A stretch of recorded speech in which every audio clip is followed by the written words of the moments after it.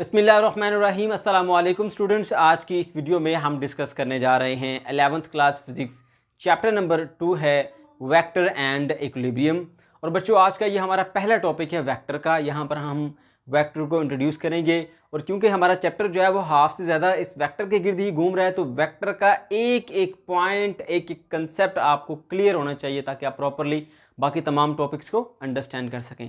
तो चलिए स्टार्ट करते हैं बच्चों। सबसे पहले हम वेक्टर के इंट्रोडक्शन से कि वेक्टर होता क्या है पहले डेफिनेशन देखें, फिर साथ साथ आपको मैं एक्सप्लेन करता हूँ। अ vector is a mathematical quantity having the both magnitude and direction. Vector एक ऐसी मैथमेटिकल क्वांटिटी है या आप फिजिकल क्वांटिटी कह सकते हैं जिसके पास दो चीज़ें, number 1 magnitude, number 2 direction. Magnitude का मतलब मिकदार है। मैं भी आपको एग्जाम्पल के साथ इसको एक्सप्लेन करता हूँ। These quantities require both magnitude and direction for complete description। इनको completely describe करने के लिए magnitude के साथ साथ direction का बताना बहुत ज़रूरी होता है। तो बच्चों वो तमाम फिजिकल क्वांटिटीज़ जिनको completely describe करने के लिए आपको मैग्नीट्यूड और डायरेक्शन दोनों की ज़रूरत पड़ती है। मैं आपको एक एग्जांपल से बताता हूँ।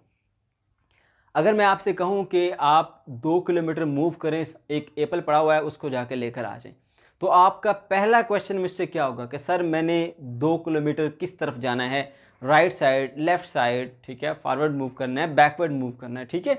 तो आपका ये पहला क्वेश्चन होगा। इसका मतलब जो मैंने बात बताई आपको, जो बात आपसे कही वो मुकम्मल नहीं थी। अगर मैं यूँ कहता कि आप 2 किलोमीटर सामने की तरफ जाएँ और वहाँ पर एक एप्पल पड़ा है वो लेकर आ जाएँ, तो आप सीधे चले जाते, मेरी बात मुकम्मल हो गई, आपको समझ आ गई, आप जाके एप्पल लेके आ जाते हो। तो अब ये कुछ क्वांटिटीज़ इसी तरह से ऐसी हैं कि जिनको आप कंप्लीटली डिस्क्राइब नहीं कर सकते विदाउट डायरेक्शन, ठीक है। और कुछ क्वांटिटीज़ ऐसी होती हैं जिनको आप बगैर डायरेक्शन के भी आप डिस्क्राइब कर लेते हैं। वेक्टर और स्केलर में यही फ़र्क है। स्केलर वो क्वांटिटीज़ होती हैं जिनके लिए आपको डायरेक्शन की ज़रूरत नहीं होती।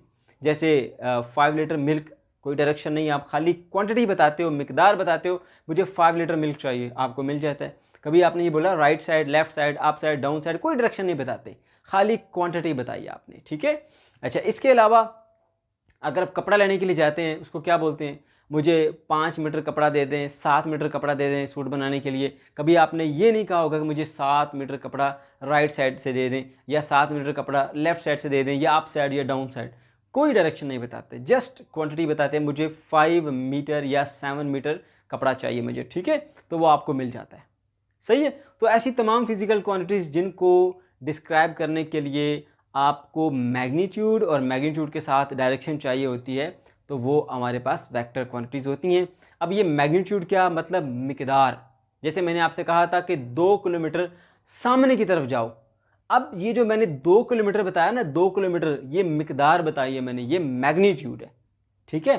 और ये जो मैंने बताया कि सामने की तरफ जाएं, आपको मैंने डायरेक्शन बताई, ठीक है। तो मैग्नीट्यूड भी बताया आपको मैंने और डायरेक्शन भी बताई आपको, ठीक है। तो इसमें हमारे पास बहुत सारी ऐसी एग्जांपल हैं जिसमें कुछ मैंने यहाँ पर लिखी भी हैं। वेट एक जो है वो ऐसी फिजिकल क्वांटिटी है कि जिसकी डायरेक्शन होती है और मैग्नीट्यूड भी होता है, ठीक है। लेट सपोज हम किसी भी ऑब्जेक्ट का वेट मालूम करना चाहते हैं, 5 न्यूटन वेट है और वेट की डायरेक्शन किधर होती है, हमेशा डाउनवर्ड डायरेक्शन, ठीक है, toward the centre of the earth. इसी तरह हमारे पास वेलोसिटी है, कोई एक बॉडी मूव कर रही है, कुछ ना कुछ डिस्प्लेसमेंट कवर कर रही है विद रिस्पेक्ट टू टाइम, तो वहाँ पर इसकी वेलोसिटी की डायरेक्शन किधर होगी, वो किस तरफ को मूव कर रही है, टुवर्ड द ईस्ट मूव कर रही है, टुवर्ड द लेफ्ट मूव कर रही है, किस तरफ को मूव कर रही है, ये हम बताते हैं साथ में, ठीक है। तो वेलोसिटी भी एक वेक्टर क्वांटिटी है। इसके अलावा फोर्स, अब मैं आपसे कहता हूँ मेरी गाड़ी ख़राब होगी, ज़रा इस पर फोर्स लगाना, ठीक है। मैं आपको ये भी कहता हूँ कि पीछे से फोर्स लगाना है इसको, ठीक है, ताकि ये आगे की तरफ बढ़े। और अगर मुझे उसको रिवर्स करना है तो मैं क्या बताऊंगा, इसको सामने से फोर्स लगाओ। मैं डायरेक्शन भी बता रहा हूँ आपको साथ में। अगर मैं खाली ये कह देता हूँ कि आप इस पर ज़रा फोर्स लगा दें तो ये मेरी बात मुकम्मल नहीं है। हो सकता है मैंने गाड़ी रिवर्स करनी हो और वो पीछे से धक्का लगा के गाड़ी को आगे कर दें, ठीक है। तो वो तमाम क्वांटिटीज़ जिनको कम्प्लीटली डिस्क्राइब नहीं किया जा सकता विदाउट डायरेक्शन, इनको हम कहते हैं ये वेक्टर क्वांटिटीज़ हैं जिनके लिए हमें डायरेक्शन का बताना बहुत ज़रूरी होता है, ठीक है। एग्जाम्पल मैंने आपको यहाँ पर बता दी। अब बच्चों सिंबॉलिकली हम कैसे रिप्रेजेंट कर सकते हैं, यानी एक वेक्टर को आप सैम्बल की फॉर्म में, सिंबॉलिकली मतलब सैम्बल से निकला है, आप सैम्बल की फॉर्म में एक वेक्टर को कैसे लिख सकते हैं, ज़रा वो देखिए। बहुत ही आसान और सिंपल सा टॉपिक है। Symbolically a vector is represented by bold letter, that is F और ए मैंने लिखा है यहाँ पर। अगर आप सिंबॉलिकली किसी वेक्टर को लिखते हैं, यानी एक वेक्टर का सिंबल बनाते हैं, उस वेक्टर का नाम ए है या उस वेक्टर का नाम एफ है, तो आप एफ को बोल्ड लेटर में लिखते हैं और ए को भी अगर वेक्टर है तो उसको बोल्ड लेटर में लिखेंगे, ठीक है। एक तो ये तरीका है, ठीक है। दूसरा तरीका क्या है, it can also be represented by a letter with an arrow over its. अब आप क्या करते हैं, दूसरा तरीका ये है, पहला तरीका तो था आपने जिस लेटर से उसको वेक्टर को रिप्रेजेंट किया उसको आप बोल्ड करके लिखें, तो हम समझ जाएंगे ये जो बोल्ड लेटर लिखा हुआ है ये बेसिकली क्या है, ये एक वेक्टर है, ठीक है।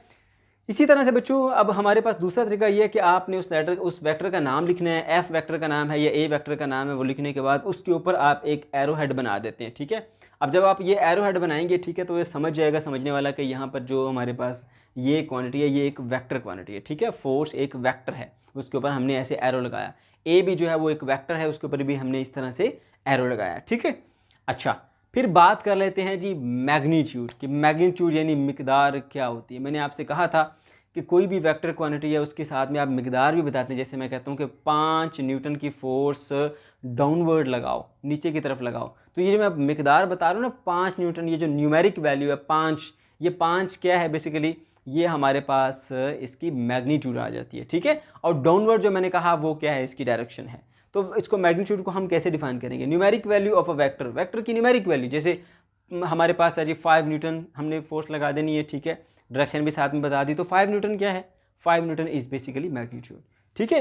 अच्छा, it is represented by italic letter. इसको हम इटैलिक लेटर से, यानी इस तरह जो तिरछा लिखा होता है ना कंप्यूटर की जो राइटिंग होती है, लेकिन हम जो आम तौर पे पेपर में लिखते हैं उसमें हम इटैलिक का यूज़ नहीं करते, क्योंकि हमें समझ नहीं आती कि जो एग्जामिनर है वो कहीं इसको गलत ना समझ ले, वो इटैलिक ना समझ ले इसको। हमारी राइटिंग ज्वाइनिंग में होती है तो इटैलिक लिखते हुए भी हो सकता है कि आप इटैलिक लिखें मगर वो उसको इटैलिक ना समझ सके, ठीक है, या उसको ऐसा ना लगे कि ये इटैलिक में लिखा हुआ है। प्रॉब्लम हो सकती है क्योंकि कंप्यूटर में तो आपको पता चल जाता है, बाकी सब सीधे सीधे लिखे होते हैं और एक जो है वैसे थोड़ा सा बेंड करके लिखा होता है, तो आप समझ जाते हैं ये इटैलिक में।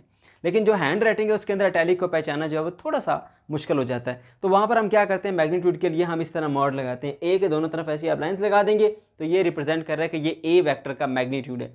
इसी तरह ये बी वेक्टर का मैग्नीट्यूड है, इसी तरह ये सी वेक्टर का मैग्नीट्यूड है। तो ए वेक्टर का मैग्नीट्यूड, बी वेक्टर का मैग्नीट्यूड, सी वेक्टर का मैग्नीट्यूड, इस तरह से आप किसी भी वेक्टर के मैग्नीट्यूड को रिप्रेजेंट कर सकते हैं, ठीक है बच्चों। ये तो आपने बता दिया मैग्नीट्यूड के बारे में। उसके बाद फिर ग्राफिकली हम वेक्टर को कैसे रिप्रेजेंट करते हैं, अब हम वो देखेंगे कि एक वेक्टर को आप रिप्रेजेंट करना चाहते हैं एक ग्राफ की शक्ल में, तो वो आप किस तरह से करेंगे, चलिए देखते हैं। Graphically a vector is represented bye an arrow head. Graphically जब हम बात करते हैं तो एक वेक्टर को हम एक लाइन से रिप्रेजेंट करते हैं जिसके एक एंड पर एरो होता है, ठीक है। Graphically a vector is represented bye an arrow, length of the arrow represent the magnitude, ठीक है। ये आप देख सकते हैं हमारे पास, ये मान लीजिए एक लाइन है, ठीक है, इसके एक एंड पे मैं ऐसे एरो लगा देता हूँ।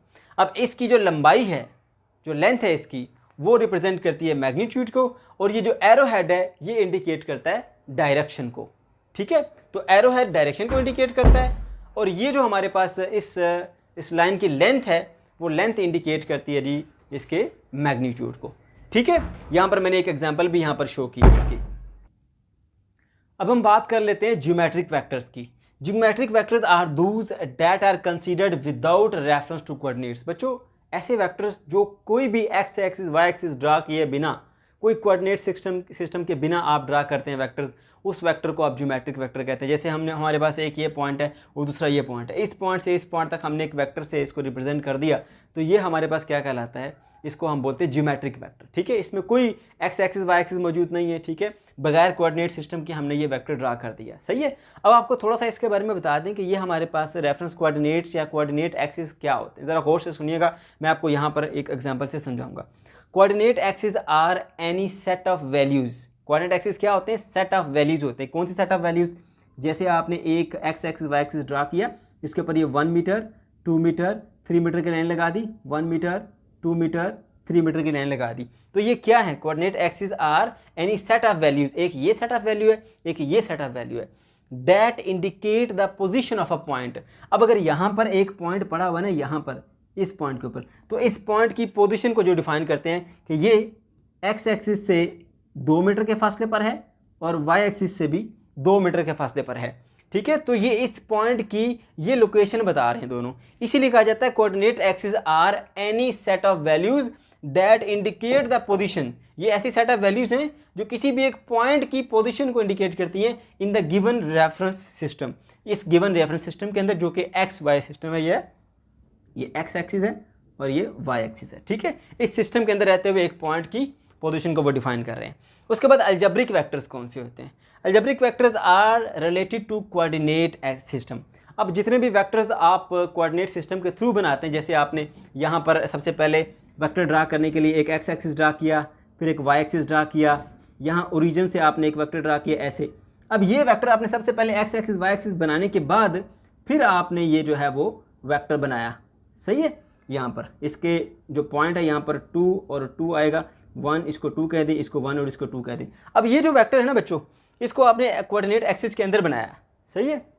पहले X axis Y axis draw किए, उसके बाद उसके अंदर आपने एक वेक्टर से उसको रिप्रेजेंट किया जो कि ओरिजिन से स्टार्ट हुआ और इस पॉइंट तक आया, ठीक है। तो इस तरह के वेक्टर को जो कि आप इस तरह कोऑर्डिनेट सिस्टम के अंदर बनाते हैं रहते हुए, उसको हम बोलते हैं अलजेब्रिक वेक्टर्स।